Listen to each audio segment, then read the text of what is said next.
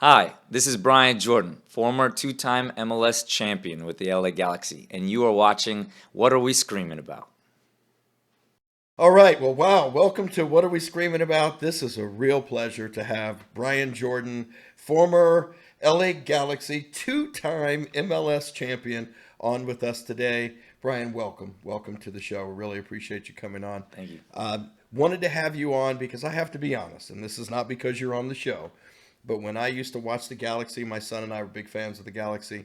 I thought you were the hardest working player on the field.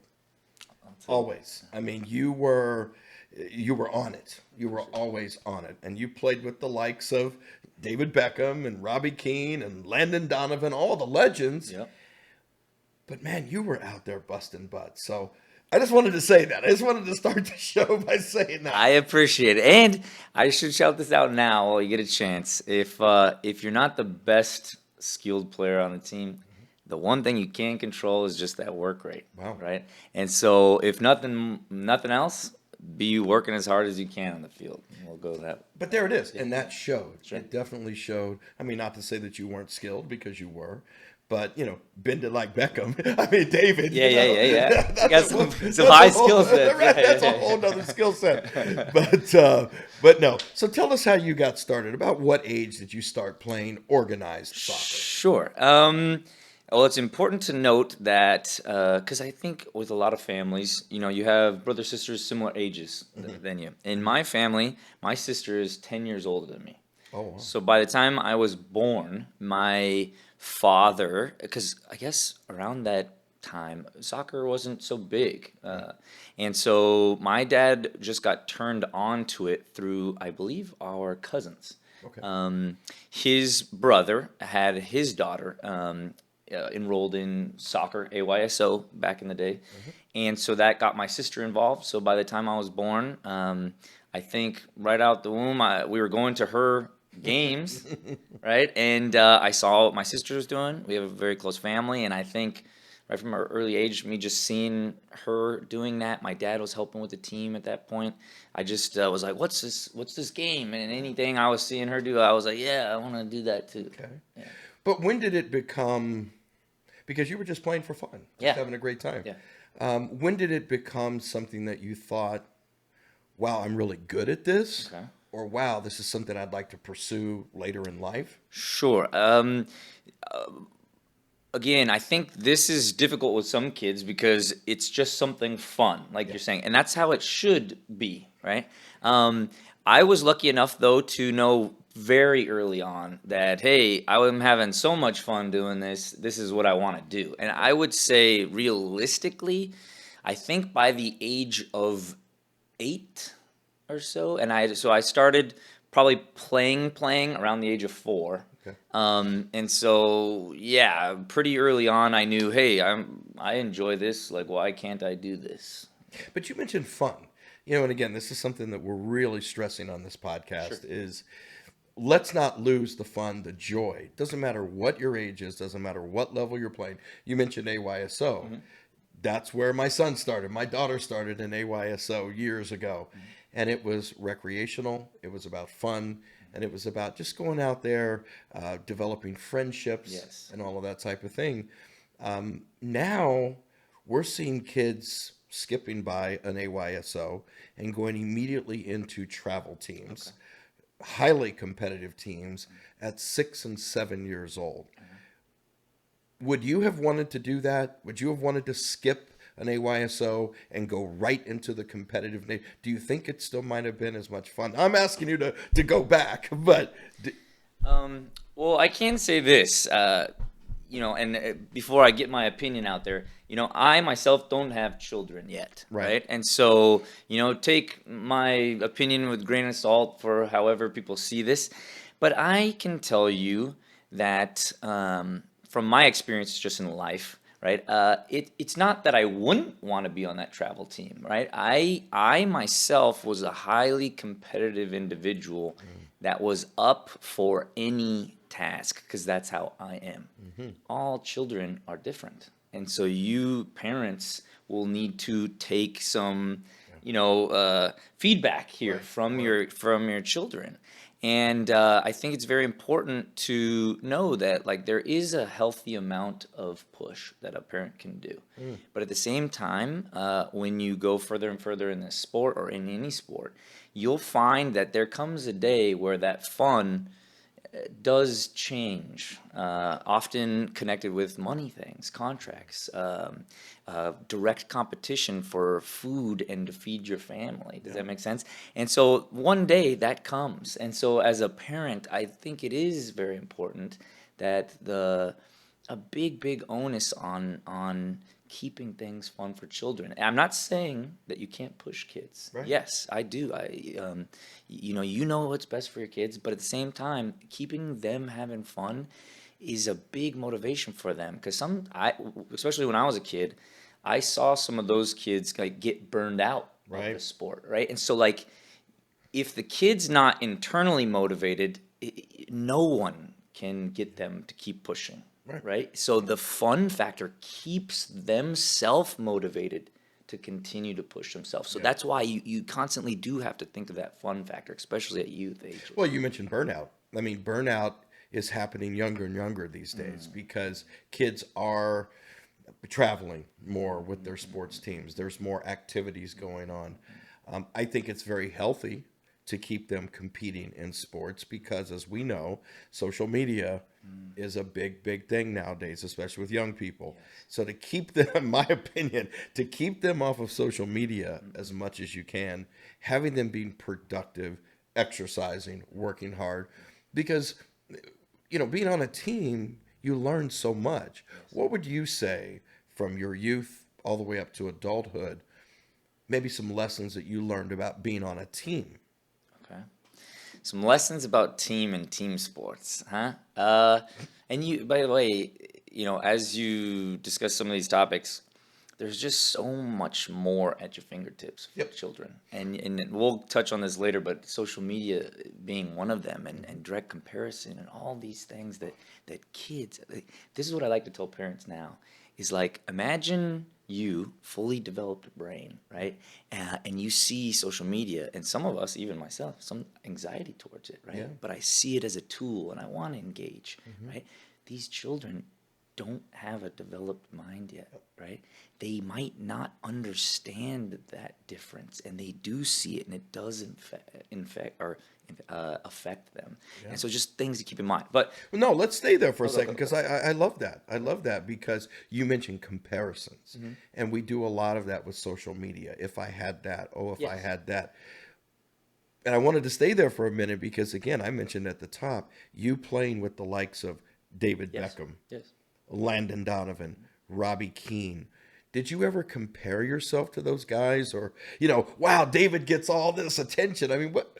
Well, let's take the best example of those three is Landon, because I actually was aware of him as a kid. He trained on a team, and I had a mutual trainer. Very big name here in California, or Los Angeles, and I was aware of him, and I didn't see him every day. He wasn't in my face in social media or anything, but I knew of him. And so you don't have this direct comparison of like, what is he doing for training? You don't have that, right? And this is what's so tough, I think, for parents is they see these regimens of these top athletes, and they're like, you know what? These people are doing it. If I get this kid involved in these things, although those are amazing things for you to think of for your Right. kid, but you have to take the pulse of the situation, right? Like, if I was doing that kind of stuff, for comparison, okay, I was only playing soccer. Besides with my parents and having fun, I was only seriously playing soccer 2 times a week at training, Right. and then Right. games on the weekend. Right. And I was able to make it. I do know the landscape has changed. I do know you want your kids to get ahead of the game, and so I do understand maybe it's increased, yes, but if they enjoy it, they're naturally going to go seek it out. They're naturally going to do that extra training. Having them involved during the week is great, but again, they'll give you that feedback too. Right. Yeah, well, that's great. I mean, that's great advice because, again, as we see there are kids who are training 6, 7 days a week, Yes. at 8 years old, Yeah. and doing piano lessons on top of it, and their schoolwork. Yeah. And so it is a lot. And I just go back to the word burnout, because that is a major, major concern of mine, still being involved in club soccer and watching young kids, being involved in high school soccer and high school athletics. The burnout concerns me. But go ahead. Oh, quick idea that just popped up in my head.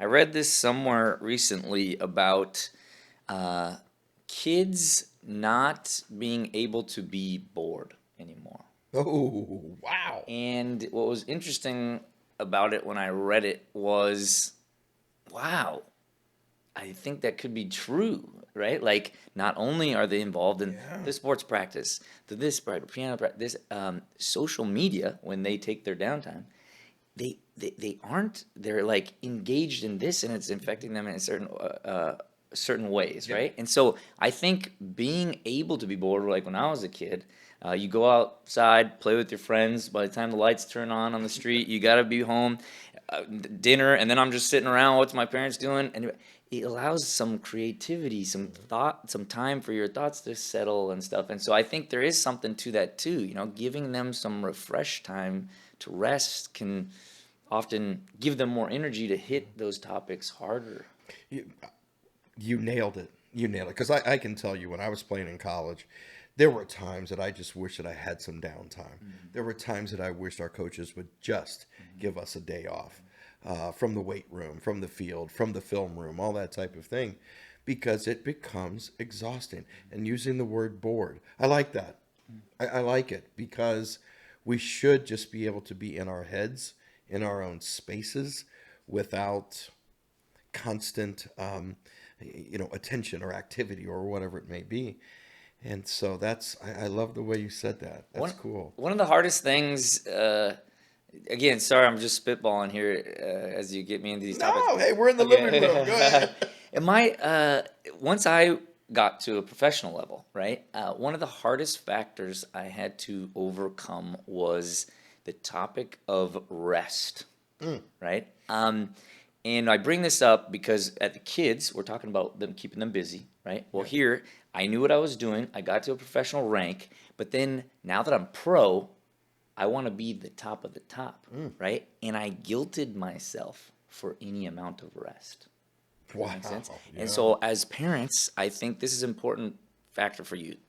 Push the kid aside for a second, right? Think about yourself. You are motivated to have your kid be the most successful as you can. That's great. Your kid will love you for that.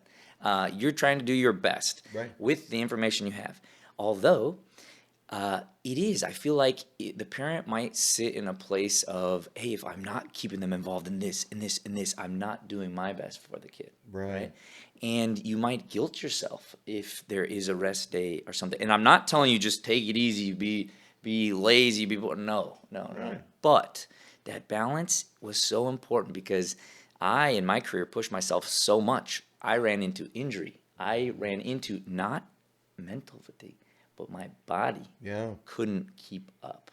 Does that make sense? Oh, yeah, and absolutely. So you have to. What I ended up accepting was those days that I needed rest, right? It wasn't me doing nothing. I was doing everything for myself in the other way, on the rest side. Does that makes sense? Does that make sense? Yeah. And it's so weird for a hard worker to think that way. As you said, I might have been one of the hardest working. It was so weird for me to accept that, but I almost needed to. Yeah. And maybe a little bit too late, as I kind of exited the sport early based on body stuff. But yeah. Wow. Yeah. I mean, you're hitting those topics. I mean, you're hitting them big time, because you feeling guilty to rest. Again, my opinion. You mentioned parents. I think some parents feel as though if they're not going 7 days a week, my child's not going to be as good as, and there's that comparison again of, Johnny or Susie on that team. I see them training 6 days a week. Boy, we've got to go 6 days a week, 7 days a week, or we're going to fall behind. But is it the parent? And again, you're answering this just from your own opinion, but do you think the child really wants to do it, or is it the parent feeling like we're falling behind? Because I doubt an 8-year-old feels like they're falling behind. Yeah, I doubt the eight it's coming from the kid. But at the same time, I do think at those ages the parent does know better, right?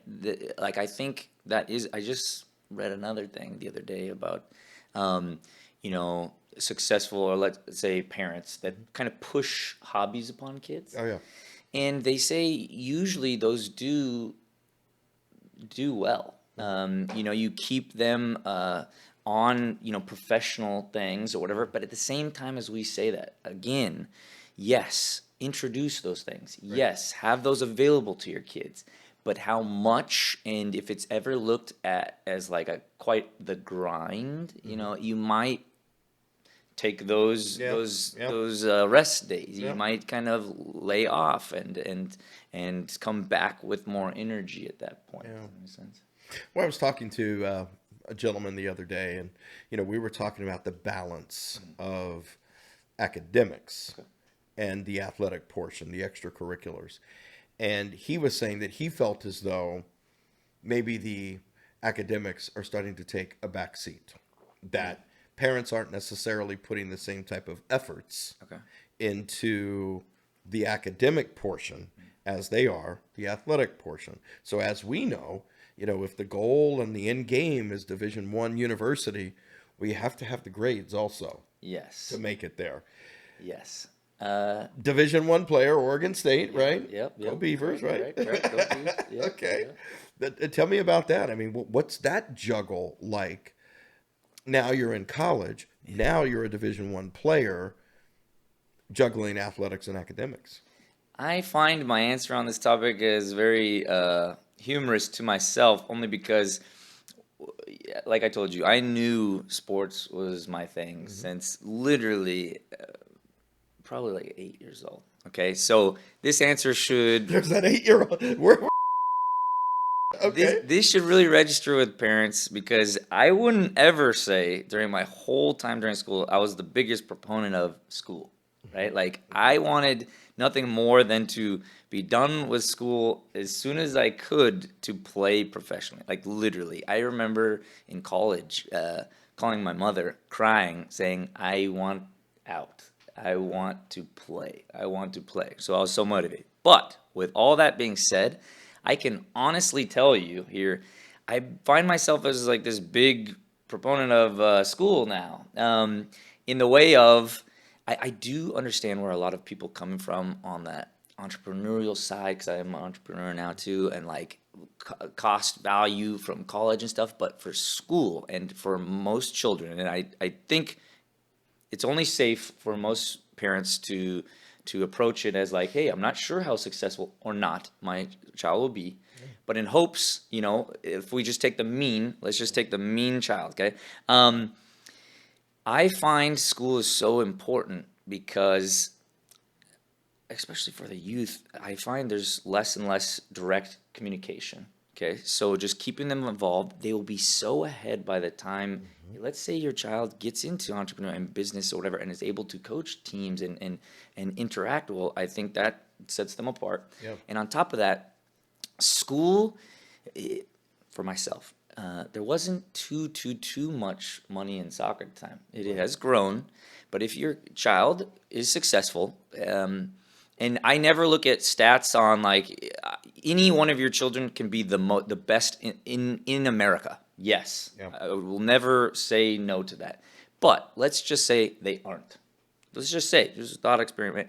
If they aren't, let's say you made it professionally. I didn't get paid off with $1 million, right? I'm now still in the entrepreneurial world trying to make a living or whatever, and so there will be a time that school kind of comes back around. Yeah. Well, not everyone. I mean, Not everyone. We're going back to comparison. Yeah. Not everyone's going to get David Beckham money. That's right. Right. That's right. That's right. And most people don't. And Right. so if they don't, again, we want to be the best athlete we can, but having these little things that they could fall back on, and just making them a great human through school, I think really ends up registering in the long run. Well, let's talk about real quick. Now you're a professional athlete. Now we're moving on to the LA Galaxy, and now you're playing with Los Angeles's team. What is the grind like at that level as a professional soccer player? Because in my opinion, I feel professional soccer players are the most fit athletes in the world. Okay. Just the conditioning, just everything. The toll on the bodies. I mean, again, I was a college football player. The hits that you take, but the amount of running and physicality that it takes to be a professional soccer player. What's the grind like?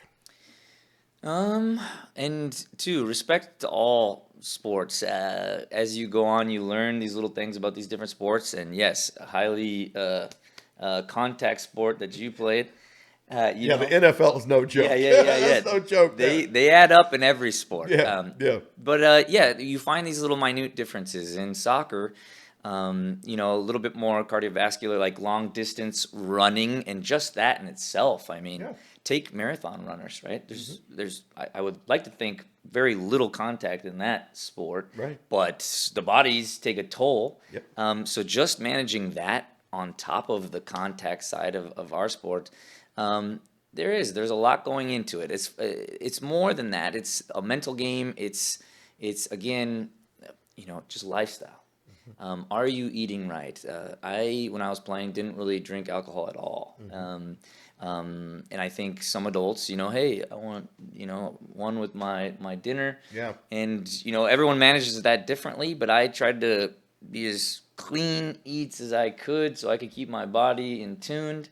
And so to kind of like loop that question in, the grind is more of you place it upon yourself, and so again, parents out of the way now. If your child makes it, it's completely on them. And that should be an important factor as you think about what's best for your kid. Is it really has to be internal.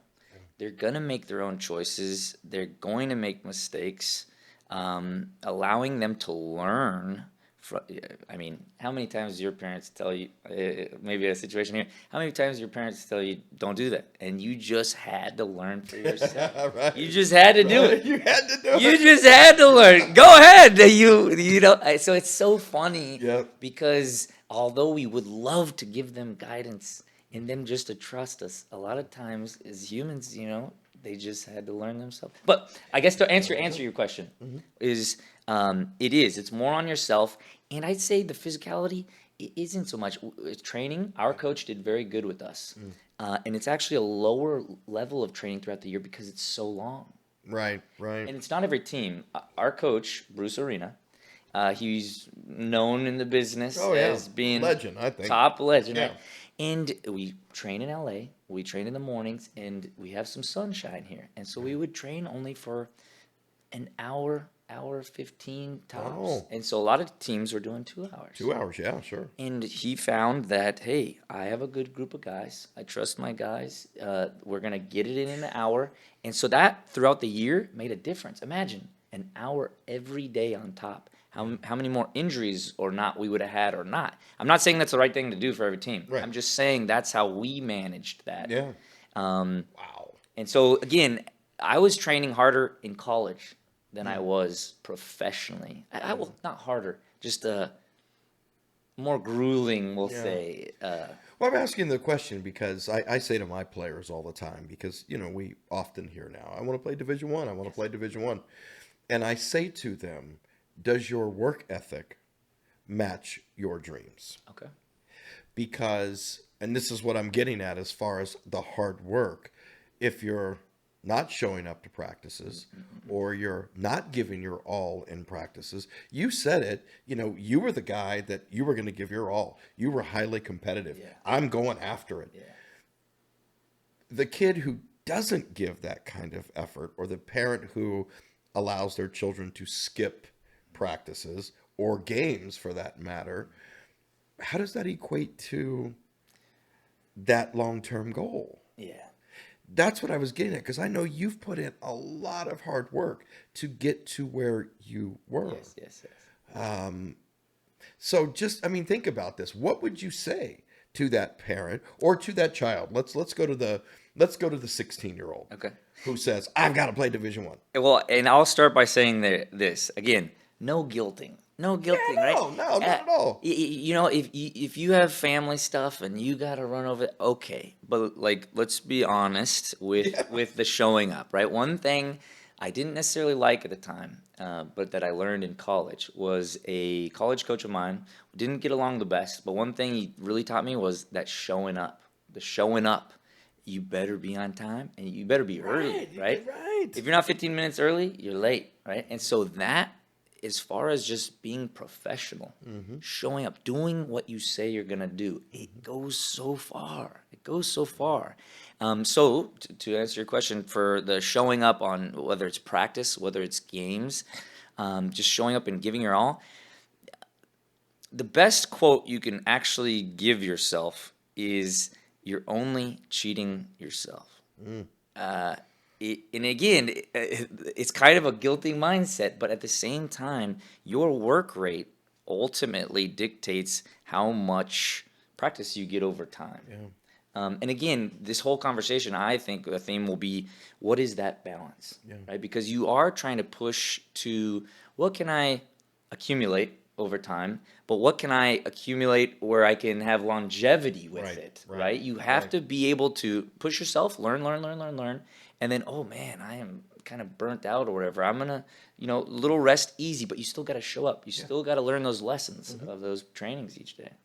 Well, and the thing is I don't want to guilt anyone by any means, but I do. My hope is that we do look at ourselves in the mirror. Yes. And we say, Reflect, am I giving my all? Yes, yes. Am I doing everything that I can to be the best that I can be? Again, I love that you mentioned comparisons. I'm going to go back to that because, we all can sit up in the stands and watch the LA Galaxy play. And, you can sit there and say, oh, I'm as good as him. Oh, I could have done that. But really, could you? We have to be honest with ourselves. Sure. We have to look at ourselves, because if you're not giving the effort, and you're not working hard, and there's Bryan Jordan who's out there busting it, for 90 minutes, how can you sit there and say, oh, I can do that? So it's not about guilting, but it is about, let's be honest, because I think sometimes we lose our honesty, if you will. But when you look in that, I keep hitting this thing. When you look at yourself in the mirror, it's only you and your reflection. And if you can lie to yourself in the mirror, that's hard to do, because we know, right? Yeah. Well, you'd be surprised. So my sister, she happens to be a psychologist, okay?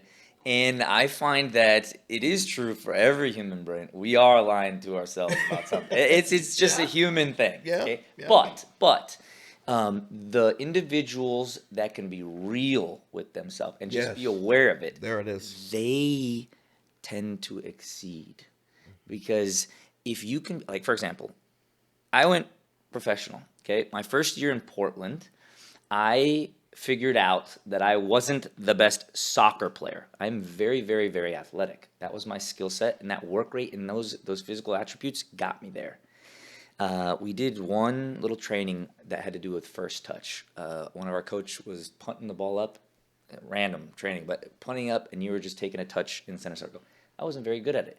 That pissed me off so much that after every training, I started going into this little racquetball court and doing individual stuff for myself. Again, self-motivated to be better. And I had to tell myself I was bad at this. There was no lying at this point. I was getting feedback from on the field. Oh, that guy did it. Oh, that guy did it. Does it make sense? Like, I recognized right away, hey, this isn't my best thing. And so I went in there and I busted my butt to become better. So you're right. You have to be able to be honest with yourself to diagnose what you're not good at. Well, there you go. Yes. It's a self-diagnosis. Yes. Absolutely. Well, what I would say, Bryan, this has been a lot of fun. What I would say to folks is go back and look at some tapes of Bryan Jordan. Okay. Because when you talk about work ethic, giving it your all, it's this guy sitting right here So if you would say that quote one more time about cheating, You're only cheating yourself. you're only cheating yourself. So when it's running sides in practice, if you're not touching the line, if it's the beep test and you're not touching the lines, you're only cheating yourself. And if your goals and your dreams and parents, your end game is that Division I scholarship, that professional opportunity, national team opportunities, don't cheat yourself. Yeah. Don't cheat yourself. Look in the mirror and say, I gave 100%. I gave my very best. Like Bryan Jordan. Thank you so much for being on, man. This has been great.